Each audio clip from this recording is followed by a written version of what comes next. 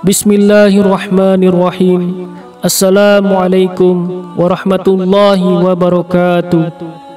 Syukur alhamdulillah kita bisa berjumpa lagi di channel ini.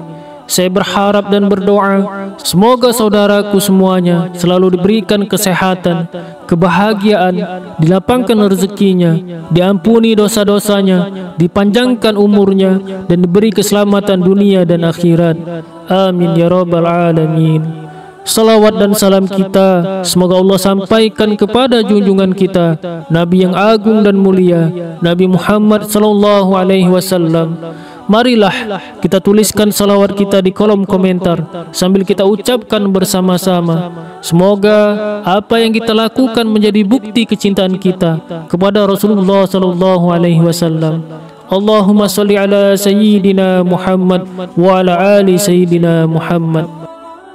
Saudaraku yang insyaallah dirahmati oleh Allah Subhanahu wa taala, sebagai ayat yang memiliki posisi istimewa di dalam Al-Quran, ayat kursi ternyata memiliki banyak hal di dalamnya. Allah Subhanahu wa taala menyebutkan ayat kursi merupakan ayat yang sangat agung dan sebagai penekanan pada kebesarannya. Ayat kursi juga berisikan penjelasan mendalam soal kekuasaan, pengetahuan, hingga kehadiran Allah dalam mengatur alam semesta. Ayat kursi memiliki tingkatan yang paling tinggi. Hal ini seperti yang dikatakan Rasulullah sallallahu alaihi wasallam. Segala sesuatu itu memiliki puncaknya, dan puncak Al-Quran ialah surat Al-Baqarah. Di dalamnya terdapat sebuah ayat pemimpin semua ayat Al-Quran, yaitu ayat kursi. Hadis riwayat Tirmizi. Saudaraku yang dirahmati oleh Allah Subhanahu wa taala, lalu apa yang menyebabkan ayat kursi lebih agung ketimbang ayat-ayat yang lainnya di dalam Al-Quran? Para ulama berkata bahwa hal itu dikarenakan di dalam ayat kursi terdapat nama dan sifat Allah yang mulia, yaitu sifat ilahiyah, sifat wahdaniyah, sifat hidup, sifat ilmu, sifat kerajaan, sifat kekuasaan, dan sifat kehendak. Itulah beberapa sifat yang terkandung di dalam ayat kursi.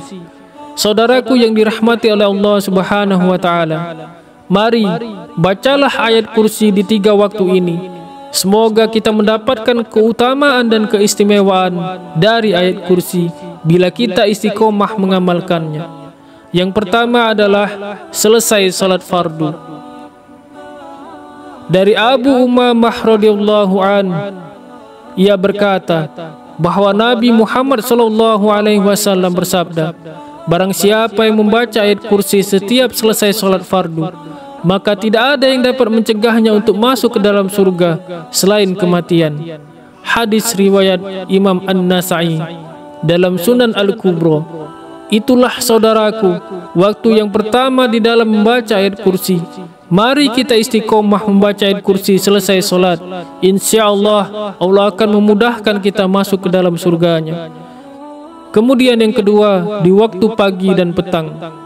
Dari sahabat Ubay bin Ka'am radhiyallahu an, Rasulullah sallallahu alaihi wasallam bersabda, barang siapa yang membaca ayat kursi ketika pagi, maka ia akan dilindungi oleh Allah Subhanahu wa taala dari berbagai gangguan hingga petang hari. Dan siapapun yang membaca ayat kursi ketika petang hari, maka ia akan dilindungi dan dinaungi oleh Allah Subhanahu wa taala hingga pagi hari. Hadis riwayat Imam Al-Hakim. Kemudian yang ketiga, sebelum tidur. Di dalam hadis dari Abu Hurairah radhiyallahu an yang diriwayatkan oleh Imam Bukhari, bahwasanya Rasulullah sallallahu alaihi wasallam bersabda, yang maknanya bahwa kita dianjurkan untuk membaca ayat kursi sebelum tidur agar kita dijaga oleh Allah Subhanahu wa taala dari gangguan jin dan setan dan gangguan-gangguan lain yang akan mengganggu tidur kita. Saudaraku yang dirahmati oleh Allah Subhanahu wa taala, itulah 3 waktu mustajab membaca ayat kursi. Maka mari kita istiqomah mengamalkannya dan membaca ayat kursi di 3 waktu ini. Bacalah ayat kursi minimal 1 kali. Dan alangkah baiknya jika kita juga mengetahui makna dan arti daripada ayat kursi, sehingga kita dapat membacanya di dalam keadaan khusyuk, tawadu dan mengerti maknanya. Wallahu a'lam bishawab. Demikian yang bisa saya bagikan kepada saudaraku semuanya. Semoga bermanfaat untuk kita semua. Assalamualaikum warahmatullahi wabarakatuh. A'udzu billahi minasy syaithanir rajim. Allahu la ilaha illa huwal hayyul qayyum. La ta'khudhuhu sinatun wa la nawm. Lahu ma fis samawati wa ma fil ardh. Man dhal ladzi yashfa'u indahu illa bi'idhnihi. Ya'lamu ma bayna aydihim wa ma khalfahum. Wa la yuhituna bi syai'in min 'ilmihi illa bima syaa'. Wasi'a kursiyyuhu as-samawati wal ardh. ولا يؤوده حفظهما وهو العلي العظيم.